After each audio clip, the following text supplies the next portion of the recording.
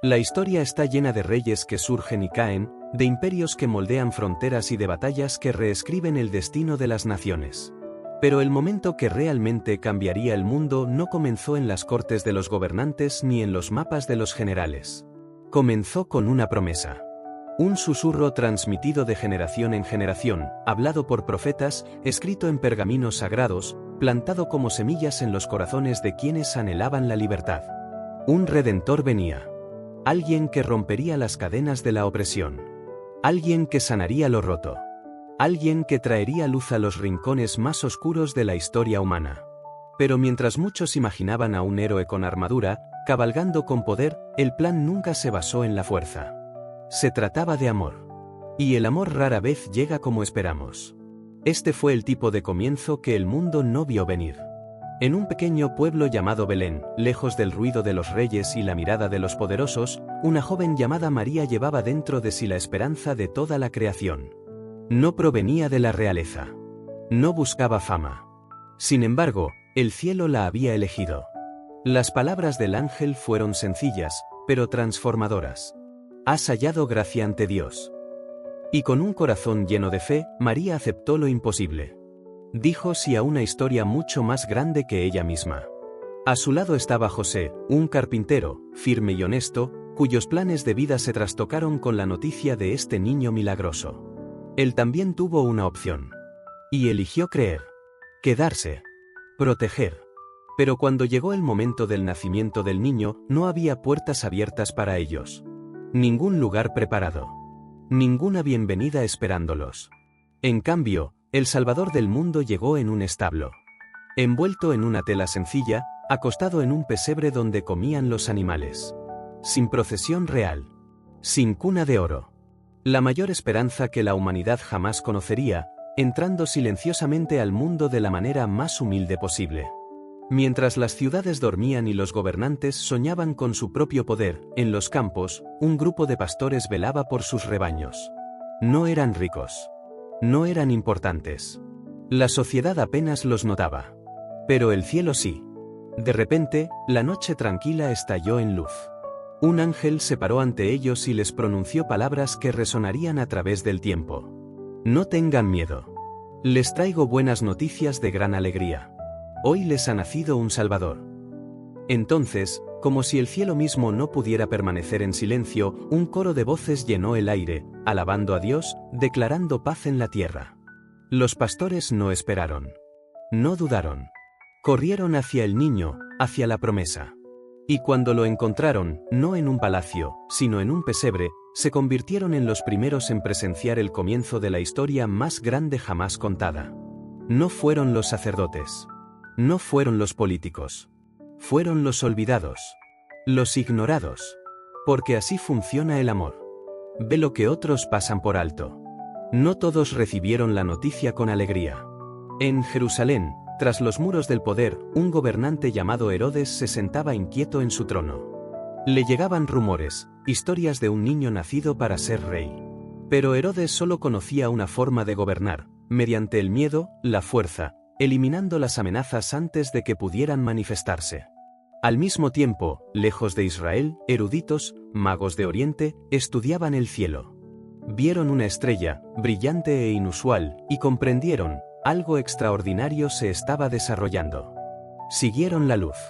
Paso a paso, atravesando desiertos y fronteras, impulsados no por la política, sino por el ansia de encontrar la verdad. Al llegar a Jerusalén, formularon la pregunta que encendería la paranoia de Herodes. ¿Dónde está el que ha nacido rey de los judíos? Herodes fingió curiosidad. Pero por dentro, su corazón se llenó de temor. No veía esperanza, veía una amenaza a su poder. Así que planeó en secreto, pidiendo a los Reyes Magos que le informaran cuando encontraran al niño. Pero la oscuridad siempre teme a la luz. La estrella guió a los Reyes Magos a una casa pequeña y común. Sin puertas de palacio. Sin guardias reales. Dentro, encontraron al niño con María, y al estar en presencia de este rey inesperado, sus corazones supieron, aquella era Tierra Santa. Se arrodillaron. No ante un emperador, sino ante un bebé. Vulnerable. Humano. Divino. De sus tesoros, ofrecieron regalos llenos de significado. El oro, símbolo de la realeza. Incienso, el incienso de la adoración. Mirra, el perfume del entierro, presagio del sacrificio venidero. Pero antes de que pudieran regresar con Herodes, recibieron una advertencia en sueños. No regresen. Así que eligieron otro camino a casa, dejando atrás no solo sus regalos, sino un mensaje inscrito en la historia, que el verdadero poder no se encuentra en los tronos, sino en la humildad. La ira de Herodes, antes disimulada por sonrisas, se convirtió en rabia. Cuando los Reyes Magos no regresaron, desató su furia sobre Belén. Sus soldados recorrían las calles con órdenes crueles. Todos los niños varones, de 2 años o menos, debían ser asesinados. Fue una masacre destinada a borrar la esperanza antes de que pudiera surgir. Pero el plan para aplastar la promesa ya había fracasado. Porque una vez más, en la quietud de la noche, José recibió la visita de un ángel. Levántate. Toma al niño y a su madre. Escápate a Egipto. Quédate allí hasta que yo te diga. Herodes busca al niño para matarlo. Así que, al amparo de la oscuridad, la familia huyó. Se convirtieron en refugiados, llevando la luz del mundo a través de tierras extranjeras, lejos del alcance de la violencia. Pero incluso en el exilio, las palabras de los antiguos profetas resonaron con fuerza. De Egipto llamé a mi hijo. El intento de detener la promesa solo la hizo más fuerte. Los años transcurrieron en silencio. El mundo seguía su ritmo, gobernantes ascendían y caían, se libraban guerras, las ciudades bullían de vida. Pero en el pequeño pueblo de Nazaret, lejos de la mirada de la historia, el niño que había escapado de la muerte crecía. Sin títulos. Sin riquezas. Sin atención. Solo los días normales en el hogar de un carpintero. El sonido de las herramientas dando forma a la madera. Las lecciones de paciencia, trabajo duro y humildad. La belleza de una preparación discreta. Mientras otros buscaban reconocimiento, Jesús aprendió el valor de la quietud. La fuerza de la espera. El poder de la obediencia cuando nadie mira. La grandeza no se forjaba en palacios, sino en las manos de un niño que aprendía el peso de la sencillez. Porque las misiones más importantes a menudo comienzan en silencio. Hubo un momento, al principio, en que la vocación se manifestó visiblemente por primera vez. A los 12 años, Jesús viajó con María y José a Jerusalén para la fiesta de la Pascua. Entre los miles que llegaron a la ciudad, eran una familia más, mimetizada con la multitud. Pero al emprender el viaje de regreso a casa, se dieron cuenta de algo aterrador: Jesús había desaparecido. Lo buscaron durante 3 días. Por las calles, los mercados, los lugares de reunión, llamándolo por su nombre, temiendo lo peor. Finalmente, lo encontraron. Pero no estaba perdido. No tenía miedo. Estaba sentado tranquilamente entre los maestros del templo, haciendo preguntas y respondiendo con una sabiduría que dejó atónitos incluso a los eruditos. Cuando María, abrumada por el alivio y la frustración, le preguntó por qué les había hecho esto, Jesús respondió con palabras que llegaron más allá de su comprensión en ese momento. ¿No sabían que yo tenía que estar en la casa de mi padre? No era arrogancia. Era claridad. Incluso de niño, sabía quién era. La misión ya había echado raíces. Cuando llegó el momento de que Jesús asumiera plenamente su propósito, no empezó llamando a los famosos. No reclutó entre los círculos académicos ni entre los ricos. En cambio, caminó por las orillas de Galilea. Allí, entre pescadores que echaban sus redes, comenzó su invitación. Sígueme. 2 simples palabras. Pero tras ellas, un desafío a dejar atrás todo lo familiar. Las barcas. Los oficios. La vida segura y predecible. Simón, más tarde conocido como Pedro, audaz, impulsivo, a menudo tropezando, pero siempre regresando. Andrés, su hermano, fiel y constante. Santiago y Juan, hijos de Zebedeo, llenos de pasión, conocidos como los hijos del trueno. Mateo, un recaudador de impuestos, rechazado por su propio pueblo. Jesús no eligió a los perfectos. Eligió a los dispuestos. Vio más allá de sus defectos. Vio corazones listos para ser transformados.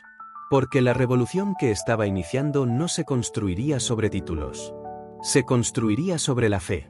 El mensaje que Jesús transmitía no solo se enseñaba, se vivía.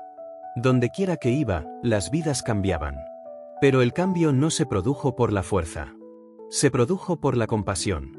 A través de la sanación. A través del poder que eleva en lugar de aplastar. Los ciegos, que esperaban en la oscuridad, abrieron los ojos para ver la luz por primera vez. Los paralizados se pusieron de pie y caminaron, dejando atrás la tierra que los había mantenido cautivos. Los leprosos, aislados e intocables, sintieron la calidez de una mano que se negaba a apartarse. Pero estos no eran simples actos de bondad. Eran señales. Prueba viviente de que el reino de Dios no era distante, ni teórico, sino presente, activo, real. Los milagros no eran un espectáculo. Eran una restauración. Cada persona sanada, cada vida tocada, cada corazón roto restaurado susurraba la misma verdad. No estás olvidado. Así era el cielo cuando tocó la tierra. Jesús no sermoneaba. No construía muros de filosofía complicada. En cambio, contaba historias. Historias tan sencillas que un niño podía entender, pero tan profundas que inquietaban a los orgullosos. Un viajero golpeado y dado por muerto en el camino. Hombres religiosos pasaban mirando hacia otro lado. Pero un extraño, un samaritano, de un pueblo despreciado por los judíos, se detuvo, vendó las heridas y llevó al hombre a un lugar seguro. Mediante esta parábola, Jesús planteó una pregunta que aún hoy nos interpela. ¿Quién es tu prójimo? Otra historia narraba la de un hijo que exigió su herencia, la malgastó toda y regresó a casa cubierto de vergüenza. Pero en lugar de castigarlo, el padre corrió a abrazarlo con los brazos abiertos y el corazón lleno de misericordia. Una y otra vez, sus palabras trastocaron las expectativas. Amen a sus enemigos. Bendignan a quienes los maldicen. Los últimos serán los primeros. No se trataba de reglas. Se trataba de una revolución del corazón. Pero no todos recibieron estas palabras con agrado. Los líderes religiosos, hombres que ostentaban títulos, que aplicaban las leyes con orgullo, sintieron que su control se desvanecía. Habían cimentado su autoridad sobre el miedo, los rituales y el juicio.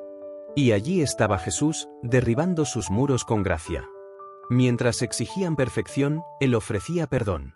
Mientras ellos buscaban estatus, Él se arrodillaba junto a los quebrantados. Mientras ellos imponían exclusión, Él invitaba a los marginados a la mesa. La multitud crecía. La gente escuchaba. Los corazones se abrieron. Pero en las sombras, el resentimiento se profundizaba. Los líderes comenzaron a susurrar. ¿Cómo lo detenemos? ¿Cómo silenciamos a quien nos despoja de sus corazones? Y mientras conspiraban, buscaban una debilidad. Una grieta en su círculo. Alguien a quien pudieran convencer de traicionar. Lo que no comprendían era que Jesús ya sabía lo que se avecinaba. Y aún así, decidió quedarse. Los líderes encontraron la manera de entrar en el corazón de uno de los suyos. Judas Iscariote, un hombre que había caminado junto a Jesús, escuchado cada enseñanza, presenciado cada milagro. Pero en algún punto del camino, la codicia y la frustración echaron raíces. Y por 30 monedas de plata, hizo el trato. El plan estaba preparado. La trampa estaba lista. Pero antes de que la oscuridad pudiera actuar, Jesús reunió a sus amigos más cercanos para una última cena. No fue una simple cena. Fue una despedida. Un momento de cruda honestidad, cargado de dolor y significado. Partió el pan y levantó la copa, pronunciando palabras que aún resuenan hoy. Este es mi cuerpo, esta es mi sangre, entregada por ustedes. Entonces llegaron las palabras que atravesaron la habitación como una cuchilla. Uno de ustedes me traicionará. Conmoción. Negación. Preguntas. Pero Jesús, sabiendo perfectamente lo que Judas había elegido, compartió la comida con él. Le ofreció el pan. Porque la gracia permanece, incluso ante la traición. Después de la cena, caminaron hacia el huerto de Getsemaní. Y allí, bajo el peso de lo que se avecinaba, Jesús se arrodilló solo. Padre, si hay otro camino, que no se haga mi voluntad, sino la tuya. Los discípulos, incapaces de permanecer despiertos. El Salvador, cargando con el peso aplastante de la cruz antes de que comenzara. Entonces llegó Judas. Y con un beso, símbolo de amistad, selló la traición. Llegaron los soldados. Y el que había sanado a los quebrantados, el que había hablado de amor y paz, fue arrestado como un criminal. Arrastrado ante los sumos sacerdotes, acusado por mentirosos, condenado por el miedo. Pilato, el gobernador romano, vio la verdad, vio que Jesús era inocente. Pero la política, el orgullo y el clamor de la multitud hablaron más fuerte que la justicia. «Crucifícalo», gritaron. Así que Pilato, fingiendo falsa inocencia, se lavó las manos. Pero sus manos estaban lejos de estar limpias. Jesús fue golpeado. Se burlaron de él. Le clavaron una corona de espinas en la cabeza. Lo obligaron a cargar el peso de su propia cruz por las calles donde una vez había sanado y enseñado. En el Gólgota, lo clavaron al madero. El cielo se oscureció. La tierra tembló. E incluso en agonía, sus palabras no estaban llenas de odio. «Padre, perdónalos. No saben lo que hacen». Al quedarse sin aliento, mientras el mundo contenía la respiración en el dolor, Jesús pronunció las palabras que cerraron el capítulo del sufrimiento. «Consumado es». Pero lo que parecía una derrota, era solo el comienzo de la victoria. Pasaron 3 días. Silencio. Dolor. La esperanza sepultada bajo el peso de la pérdida. Los discípulos se escondieron, convencidos de que todo había terminado. Pero al amanecer, sucedió algo inesperado. Las mujeres, que llevaban especias para honrar el cuerpo, encontraron la piedra removida. La tumba estaba vacía. Un ángel se quedó allí y pronunció palabras que rompieron el silencio de la muerte. ¿Por qué buscan entre los muertos al que vive? No está aquí. Ha resucitado. El miedo se convirtió en asombro. La pena en alegría. Jesús apareció, no como un fantasma, ni como un recuerdo, sino vivo. Caminando, hablando, compartiendo comidas con los mismos amigos que creían haberlo perdido para siempre. Las cicatrices permanecieron, pero ya no eran marcas de derrota. Eran prueba de victoria. Durante 40 días, permaneció con ellos, enseñándoles, preparándolos, recordándoles que la misión no terminaba. Apenas comenzaba. Antes de ascender al cielo, dejó una última promesa. Recibirán poder cuando el Espíritu Santo venga sobre ustedes. Y serán mis testigos, hasta los confines de la tierra. Y pronto, esa promesa se cumplió. En el día de Pentecostés, el Espíritu vino como un viento impetuoso, llenando corazones, infundiendo coraje, convirtiendo el miedo en valentía. El mensaje de amor, gracia y redención comenzó a extenderse por naciones y generaciones. Y aún hoy llama. No a los perfectos. No a los poderosos. Sino a los dispuestos. La invitación permanece. ¿Lo seguirás? ¿Llevarás este amor a tu mundo? Mano blanca indicando hacia la derecha. Si este mensaje te conmovió, no olvides darle me gusta a este vídeo, suscribirte al canal y activar las notificaciones para no perderte lo que viene. Hay otro vídeo impactante esperándote ahora mismo, está en tu pantalla. Haz clic y sigue este camino de fe y esperanza con nosotros. Gracias por ver. Que la paz y la gracia te acompañen. Nos vemos en el próximo vídeo.